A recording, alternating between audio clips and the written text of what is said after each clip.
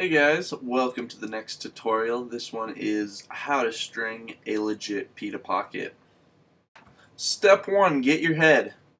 Make sure you dye your head before you string it. Step 2, get your leathers. Here's 4 leathers that I have from Gymalax. Insert the leathers, shiny side up.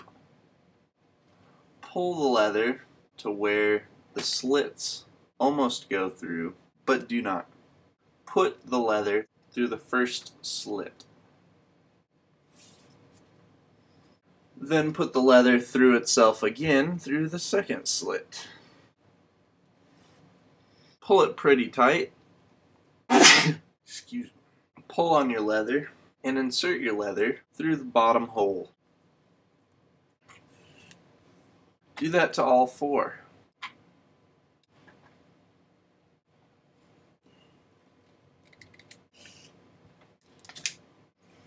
Make sure to get your kit from me. You can customize them, make them whatever colors you want. Get all the string lengths at the right lengths. Also, the tips will be pointed. So they're ready to go. You can just pull out your kit. For the center, I'm going to use blue. Insert the blue where the leather attaches to the scoop.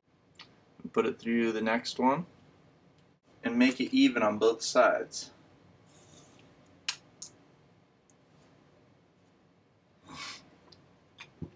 Put the string over itself, over the center there.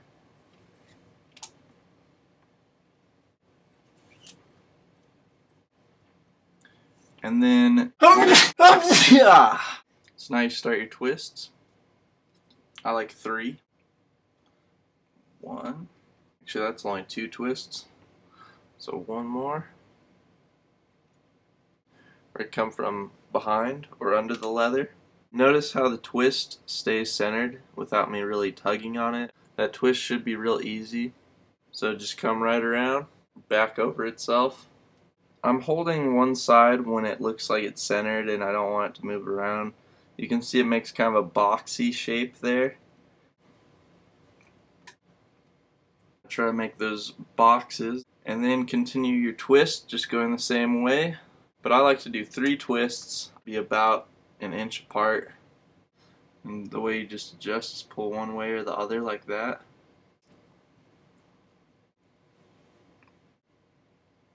Just even them up. And when you pull on it, it looks like this side has more slack. So I'm going to take a little out, wrap it around. Okay, so I've made it all the way to the bottom. Next, what you're going to do is just pop it out, kind of estimate where your pocket's going to be, and continue the twists. 2 will work. Then what you do is come around, go over once. Do that to both sides. And then hold this and make a loop and come back and through that loop. Oops, sorry about the music. So that's the double over knot. Do the same thing to the other side.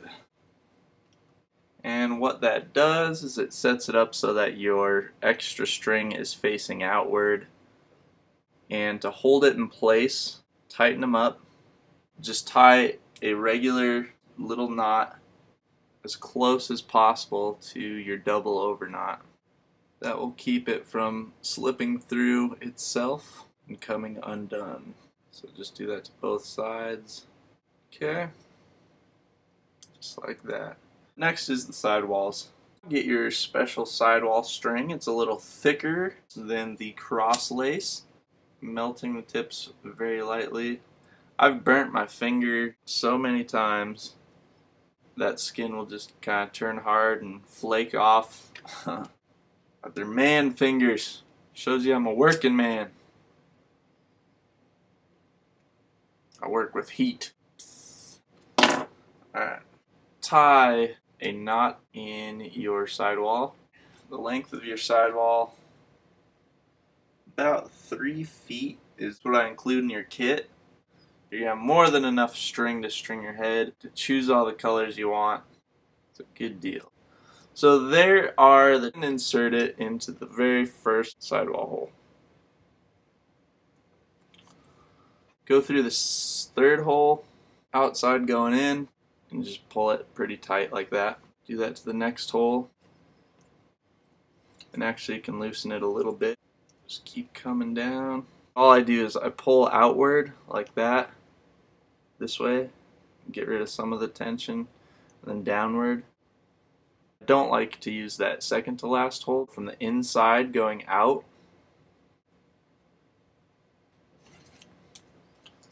So it looks like that. And you just tie a knot, just like that. And then it won't have much room to move. So do that to both sides. Here's how that should look. Next thing we're going to do is connect the outer cross lace. For the outer cross lace, I'm going to be using black. Put a hitch knot. You come around through this loop and do that one more time, and then tighten that loop, and that creates a pretty thick knot. Come through the very first hole again, just share it with that other knot, pull it all the way through, and have that come across. Make sure it's pretty tight. Now we're going to just keep spacing these right in the center of these, since it's just a back and forth pattern, and then over itself. So this connection is in between those two. The next one is going to line up with the center of these two. It helps if you tighten your outer leather. Just pull. We want the connection to line up with this over here, so straight across. Next center point there. So now we've got 1, 2, 3 gaps and 1, 2, 3 connections. I'm gonna pull the pocket out kind of where I think it's gonna be. Then it gives us an idea of how to line it up. Connection here. So straight across, it'll be the next sidewall. Connect it back to the leather. So you can see that these are spaced pretty evenly. Each one, if you look, lines up with the center of the twists. Let's do your last one. And that's our mini. And you just come over to your sidewall. So you do your single over and then do a double over. So go through the sidewall loop and then through itself, and that will make sure that your string is kicked outwards, and that's how you do your outer cross lace. And do it to both sides. Okay, as I'm stringing my second outer cross lace, I'm kind of looking at the first side. Since I already lined these up, I know these are all in the right place. So I look at the distance between here and here, see if it matches here and here. I look at my sidewall connections. I looked and I saw that this connection over here was towards the lower part, so I'll try to space it the same over here. This one's pretty low on this sidewall too. Let's see, this connection comes right there. It's about that far from there. So I'm going to just do that real fast. Here's the double. The first one connects pretty high, so I'm going to do the same thing to this side. Just make it exactly the same as this side. Okay, so here's how it should look when you're all done. All these connections line up with the center of those. So next what we're going to do is the cross lace that goes between. I've already got those cut. We're using white. They're about 6 feet. So for this we're going to do the same hitch knot. Take the opposite end. Put it through that same top hole. If there's no room, then try the next hole down. Thread this through the top of the leather here. Come on, baby. Pull that all the way. So this one's going to come in through that loop and back through the leather. Okay, over itself. And that creates the nice little interlock there. So this one's going to come down in front of the leather, through the loop, over itself, to create another interlock there. Let's get the other side started. So take your other outer cross lace, tie another hitch knot, make that tight, take the opposite end, put it through the top, just like you did the other one. Through the leather, straight across. connect it up here, through the loop, through the leather, over itself, just like that. So we want the top to be very tight. Make sure these are not loose at all. Same way as the other side, through the loop, over itself. That's where we want everything to be tight. Make sure they're even. Connect it to the next loop there, behind, through the loop, and around. I'll do both sides at the same time, through that loop, around, and that's how you kind of get started. What I'm going to do now is actually pretty important, and the reason all my pockets look so good is the gate pocket stretcher. I use this to hold my pocket in place and keep the depth where I want it. The higher you put it, the more whip your pocket's going to have, and really there's not a ton of whip if you put it right in the center there. One thing I'm going to do before I get started is I'm going to tie my leathers. Tight knot there on the bottom that keeps it from moving anywhere. Then we're going to put our pocket stretcher in where we want our pocket. Right about there should be good. Put your pocket stretcher thing through one of the sidewall sides. Put it through the knots you want. I like 3. And have it come out the exact opposite side. So it's kind of like the old ball and butter knife trick, except it's adjustable, which is nice. So once that's in, we've already started the top here. I can really start tightening them. I like to pull from the outside, pull each knot all the way through, connect to the next one. And we're just going to continue all the way down. Just make it solid, firm, no extra slack in there. And I'll show you what that looks like here.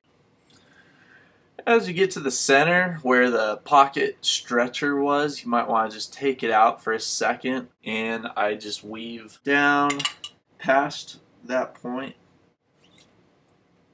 So once you've passed the pocket stretcher point, you can put it back in. 3 notches down. There we go. And then you can just go through and fix it up. And then just keep working your way down. Okay, that's what it looks like. When you get to the very bottom, we're going to do a double under interlock knot. So this one's going to come from behind, through the loop, over itself. So we're going to go through the loop again, or the bottom loop, second part of the double over, through itself. Just tighten it all up. Something you can do and do a double over knot around, over and around.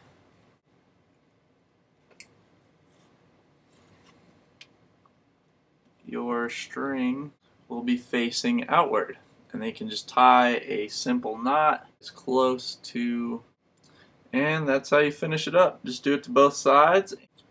And there we go. We're all done. We can take the pocket stretcher out. That's what it looks like. If you put a ball in this, it doesn't feel very smooth at all. Not very nice. So all you're going to do is just pound it in, and it'll shape itself. Start pounding it in. The pocket's not completely deep. That's good. We can always lower the sidewalls a little bit. I like to do the nylon on the top. That gives it kind of a twang. If you order the kit, it will come with one. Here's our top string. You're going to put it through your first sidewall loop. So just even it out, and then just start weaving in one way, out the other way, in, out, in, out, in, out, and then back through the sidewall loop. Then bring your other one, come in, go out above it, in below it, and out above the first one, in below the first one, above the first one, below the first one. Tighten it up, cross them, have one go under the other, pull it tight. Facing you, this one's closer to you, so that's going to go in front of the other one and around. I think it's called a square knot, so that's the top string. That keeps it off of the scoop. Now we'll add in our other shooting strings. These are our hockey laces. They'll come in your kit. We're going to do the same sort of thing. Put it on that sidewall, even it out, then start weaving out, go in, out. And hockey lace, it's a little different than nylon. Instead of going through both this section and that section, I'm going to skip this one. So it came through this, skip that, and then it's going to come out this one. And that just makes it a little easier to adjust later. We came through this hole here, so we're going to come through the same hole on the opposite side. Same thing. Came through this part here, that part there. Okay. Then come through, same thing that we did with the nylon. If it went in, we come out. If it went out, we go in. We alternate. When it went in above, going out below. Come back in above the first weave. Come out below first weave. We skipped one, so we're going to skip it. In above, out below. In above.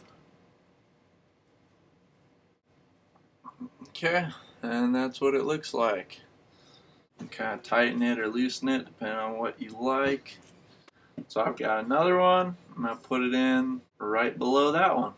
And there you go. That's the last one. I like doing a U. Now all you got to do is trim it up. And the only important thing to really think about with trimming is that you have enough space. If I want to adjust it, I don't want to be pulling on two little knobbies. So you want to give it just a little space so that if you ever need to adjust it, you have something to pull on. So I'll cut it about 1.5 inches, usually pretty good. And then just go through, melt that sheite, squish it together. You don't want it to fray. Just melt it down, squish them together. It's really hot. Just melt all your strings. And same with the bottom. So these are the longest, just because we might need to play with those in the future. These don't matter, these don't matter, these don't matter. The last thing is trimming your leathers. I cut them about that long there. What I like to do is do it at an angle. There we go. What I'm going to do is I take one inner, one outer, I cross them, and that holds everything in place. I take the other two, same thing, and that usually creates a pretty cool leather cross. Pound your pocket in, melt all your string tips.